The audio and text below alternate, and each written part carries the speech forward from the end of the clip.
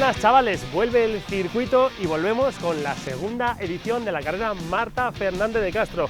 Recuerda, salida en el Paseo de la Alameda y enseguida, nada más dar el pistoletazo, cruzaremos el río para irnos al kilómetro 1, que es a la puerta del Oceanográfico.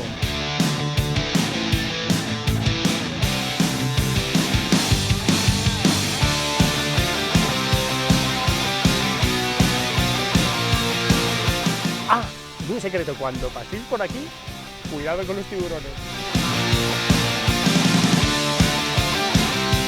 Ojo con la salida, que nadie se emocione, porque pasado el kilómetro y medio tenemos una subida importante. Hay que cruzar dirección Nazaret. Llegados a este punto es el momento de cargar vuestras piernas, porque esta que veis aquí es la cuestecita que os llevará al kilómetro 2.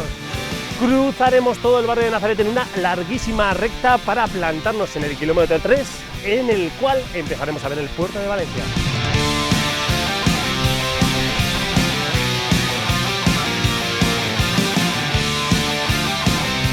Dejando el puerto a nuestra derecha, nos quedarán tan solo 3 giros para llegar a la línea de meta y 2 enormes rectas. Pasaremos por Baleares y también por Menorca para afrontar esta magnífica recta de meta.